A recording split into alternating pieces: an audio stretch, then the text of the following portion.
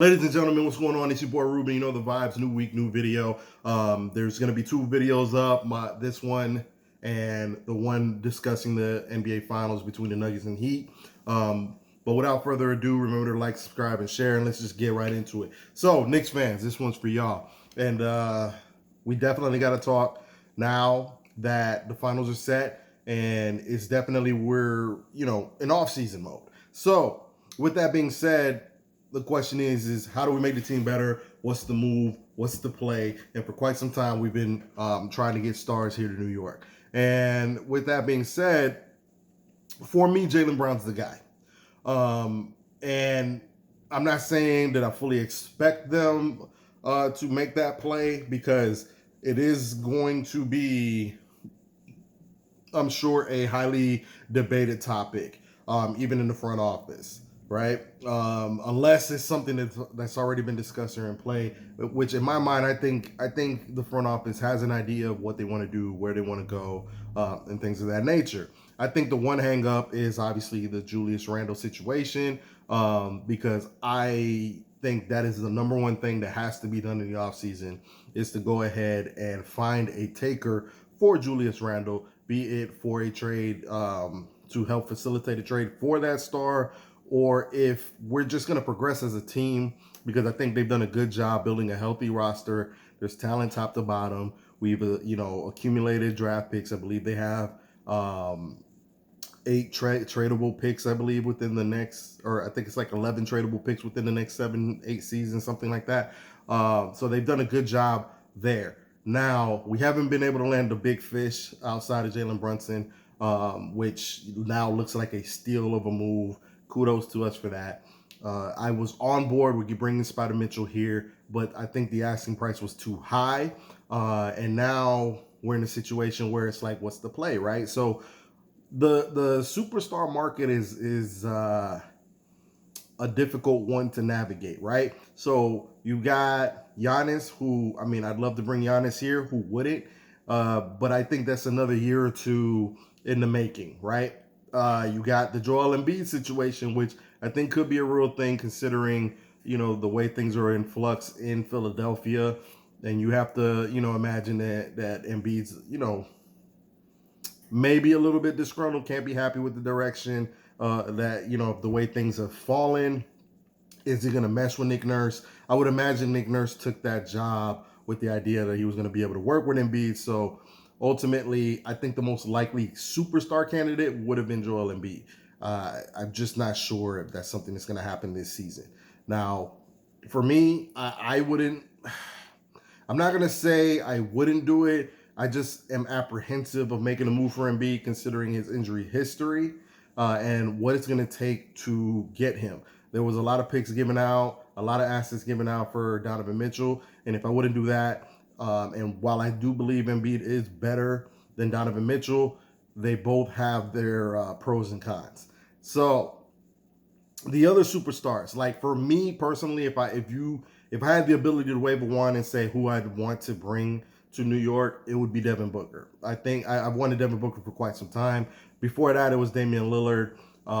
But now I don't think Lillard makes sense considering that we have Brunson on the roster. And now that he's, a couple years older, if you look at that contract, I don't like the age contract situation. Karl Anthony Towns is also the big rumor that's going around. However, while I think Karl Anthony Towns would fit nicely in here, I think it would be a really good team. I think we might even beat the Miami Heat with a Karl Anthony Towns had he been in instead of Julius Randle. And I know a lot of people are like, Randle's 25-10, whatever. But Karl Anthony Towns doesn't need the ball as much. His usage isn't as high, which means the ball's more in Jalen Brunson's hands. And we can kind of, I think we're just a better team without Julius Randle. The ball is going to be more hot, more in motion. You're going to see more people be able to rise to their potential because we don't have quite the ball stopper at that 4th spot that we would have. Plus, it makes us larger by being able to put another 7-footer next to Mitchell Robinson while at the same time, creating space. The problem with Karl Anthony Towns is I don't think he's worth his contract. And, I know that could seem a little contradictory because we're going to discuss Jaylen Brown, who is the guy I think we should make the play for. And the reason I think we should make the play for Jaylen Brown is because these other superstars, I don't think we can do it. Karl Anthony Towns, I believe, can be had. I think he's even making his sales pitch. He's been in New York. But I don't love Karl Anthony Towns' contract. At certain points in this contract, he's going to make $60 million. I don't think he's that guy, right? I don't think he's a guy who can get the ball and say, take me there. And ultimately, you know, a lot of times he might even foul out of the game, right? It's just the kind of player he is. I would bring in Devin Booker, but they're going to build all around Devin Booker. I'm pretty sure Devin Booker's not for sale. He just signed that extension. They brought KD in. They're all hands on deck on creating and keeping that window open there. Luka could force a move, but I can't imagine that they would make that play for Luka. At least not this season. And you know, you have the complicated situation of Jalen Brunson being here and whatnot, right? So I think the only way they would look at that is if Brunson kind of tails off, and then you have to, right, as a responsible organization, take a look at that. But considering the kind of moves you would need to make to tailor the team around the Luka Doncic, because A, it's going to deplete us of talent, and B, we could end up in the same situation as the Dallas Mavericks, where we have Luka and then not quite the pieces to build around him. Which leaves me at Jaylen Brown. I've been a big fan of Jaylen Brown for quite some time. You know, I just feel like he's the kind of guy that has the dog in him. And I know a lot of you guys are, you know, kind of being victims of recency bias, in that he had a bad series against the Miami Heat. And for some reason, you guys have completely forgotten how good a player Jaylen Brown is as a result. Now, the reason I think Jaylen Brown is the guy for us to make the move for, and I know I just made the case for why Karl Anthony Towns isn't worth it, is I think Jaylen Brown, A, is better than Karl Anthony Towns. Number one. Number two, I think Jaylen Brown can be a one. I think he has more road to run in his potential and growth, and I think a change of scenery would do wonders for him. I think he has another level that he can reach. And well, Ruben, where are you finding that from? Well, Knicks fans, because I saw a discussion where a lot of people felt like, you know, Jaylen Brown's performance was comparable to Julius Randle's. Now, on its face, it was. Except the problem is, I've seen Jaylen Brown perform in the playoffs before, and I have not seen Julius Randle perform in the playoffs at all. And in both positions, mind you. The first time Julius Randle was the guy, the second time he was the second guy, and he failed in both. Now, where Jaylen Brown is unique is that I think ultimately he could have developed into a number one type of guy. He is not as talented as Jason Tatum, and Jason Tatum is angering in his own. That's a whole separate video. But he's not as physically gifted, right, as Jason Tatum. He's not as tall, can't jump as high.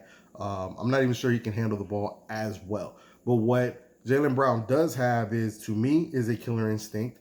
And he doesn't have to be told to be more aggressive or anything like that. If anything, I think Boston has spent the last couple of years kind of muting him, kind of tailoring him to be the sidekick to Jason Tatum. And I think he's filled that role admirably. And I think he's been a good soldier, but I think it's all kind of taking its toll on him being the second unit, never getting the flowers, always getting all the hate when things don't go well. And he's always involved in the trade talks.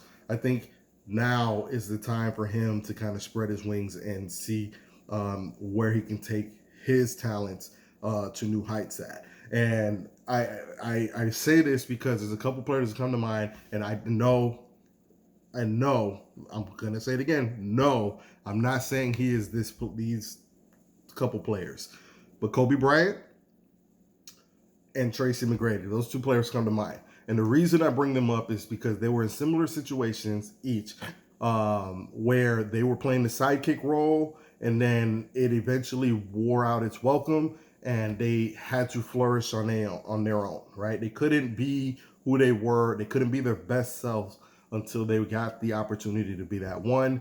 And Kobe Bryant is an extreme case, of course, because he actually got into the Jordan debate at one point, right? He was behind Shaq. He was one of the first people that was drafted out of high school right after Garnett, and then he was asked to play a role behind Shaq, and then eventually he just got too good that they couldn't deny him, and he got to play the 1B to Shaq's 1A. But eventually it ran its course. They had to make a move, and then you saw Kobe Bryant become the Black Mamba, and then go on to win multiple championships. He reached his full potential. Tracy McGrady's another one. He was a guy drafted out of high school, and nobody really, we knew he was talented, but nobody really thought he was that guy. Vince Carter comes to Toronto, and ironically, it's his cousin. Had all the flair, had all the physical, gifts that Tracy McGrady didn't quite have.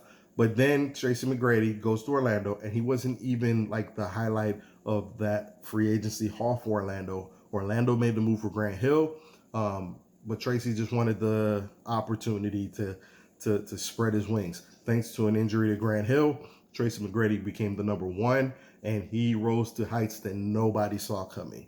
At one point, we were talking about, is Tracy McGrady better than Kobe Bryant?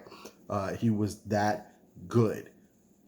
Now, do I think Jaylen Brown can reach those heights? I think Kobe and T-Mac might have been more physically gifted, considering that T-Mac was like 6'8", 6'9".